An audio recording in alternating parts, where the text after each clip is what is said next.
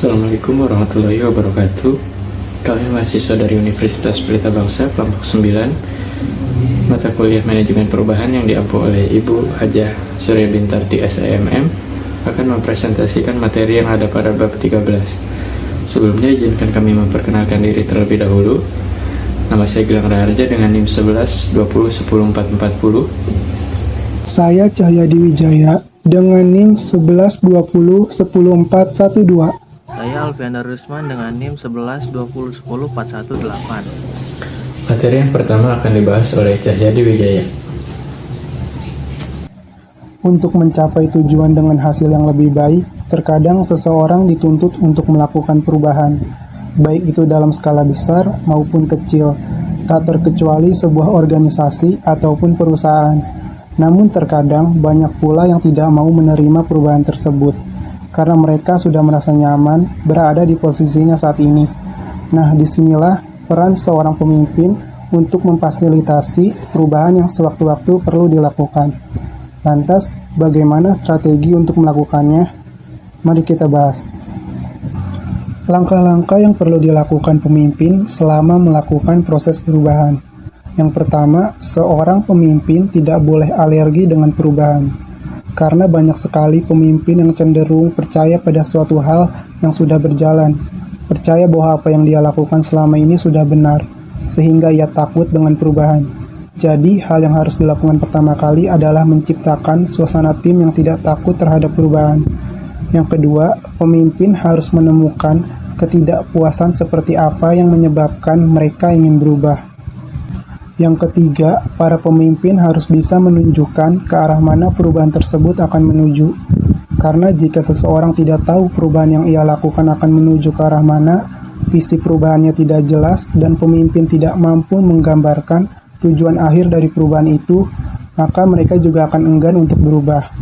Yang keempat, pemimpin harus mampu menunjukkan langkah pertama seperti apa yang bisa dilakukan, supaya perubahan tersebut bisa menjadi sesuatu yang konkret dan mudah dilakukan dengan baik. Kemudian di sini ada alasan umum yang memicu kegagalan dalam proses perubahan. Yang pertama, kurangnya persiapan dalam melakukan perubahan. Yang kedua, perencanaan yang tidak mencukupi atau tidak efektif. Kemudian, kegagalan program perubahan dalam kepemimpinan dan manajemen. Kemudian, komunikasi yang tidak efektif. Yang terakhir, kurang menekankan atau menghadirkan unsur manusia dalam melakukan perubahan. Selanjutnya terdapat 9 unsur-unsur fundamental yang menjadi kunci untuk mencapai kesuksesan dalam melakukan perubahan. Unsur yang pertama, pastikan kesiapan untuk berubah.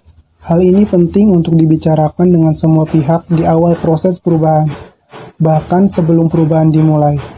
Karena hal ini untuk menciptakan lingkungan organisasi yang siap menerima perubahan. Menciptakan kesiapan untuk berubah memerlukan niat dari individu tersebut. Harus ada rasa kebutuhan dan urgensi untuk siap akan perubahan. Jadi, jika ingin berhasil dalam melakukan perubahan, perlu dipersiapkan baik sebelum perubahan itu dimulai. Yang kedua, rencana untuk perubahan.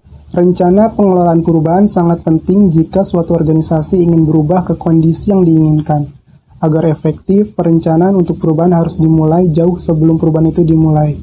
Orang-orang yang melaksanakan perubahan di semua tingkat organisasi harus terlibat dalam perencanaan tersebut, agar semua mengetahui bagaimana perencanaan perubahan tersebut, sehingga nantinya perubahan dapat tercapai dengan baik. Untuk selanjutnya akan dibahas oleh Alfiander Rusman. 3. Memimpin perubahan. Perubahan yang efektif memerlukan kepemimpinan yang baik dan berkelanjutan di semua tingkat. Komitmen, visi, dan arah dari atas organisasi sangat penting. Manajer senior dan pemimpin memainkan peran penting dalam menjual visi untuk perubahan. Pemimpin juga harus membangun jalan perubahan yang jelas agar perubahan dapat dicapai. 4. Mengelola perubahan. Pemimpin organisasi perlu mengelola proses perubahan tersebut karena hal itu penting. Agar dapat berhasil sesuai dengan yang diinginkan, untuk dapat mengelola perubahan dalam organisasi dapat dilakukan dengan beberapa hal, yaitu diantaranya memotivasi. Perubahan karena itu diperlukan komitmen yang tinggi dari anggota organisasi. Kemudian komunikasi.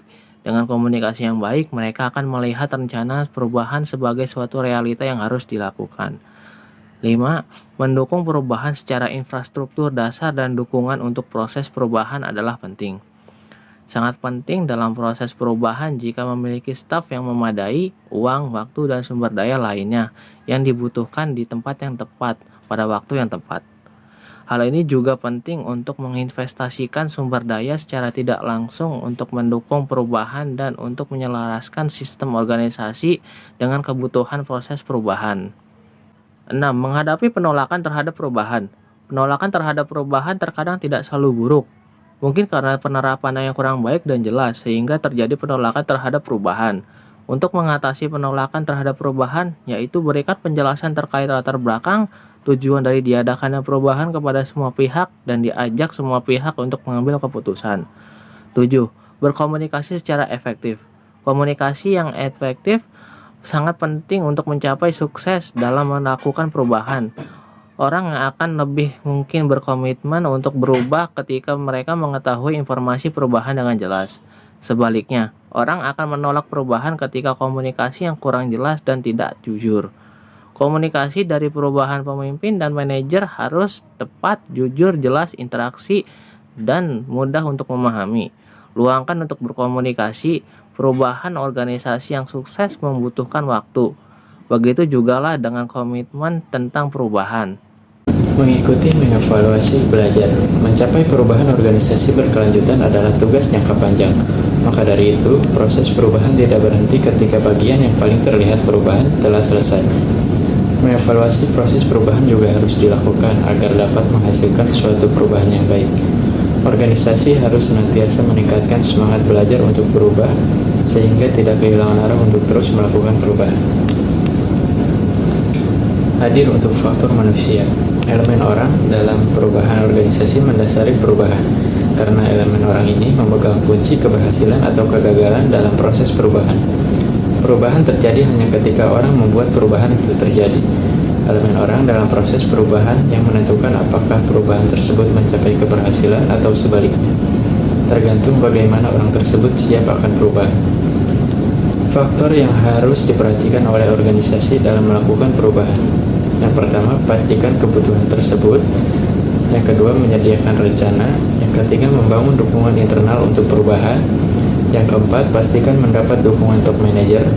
Yang kelima, membangun dukungan eksternal. Yang keenam, memperhatikan sumber daya. Menilai kesiapan organisasi. Yang pertama, mengembangkan visi perusahaan. Yang kedua, libatkan pimpinan. Yang ketiga, komunikasi. Yang keempat, transisi staff. Yang kelima, memfasilitasi perubahan dalam individu. Yang keenam, membuat penyelarasan organisasi. Yang ketujuh, pelatihan. Dan kedelapan, memantau dan memulihkan.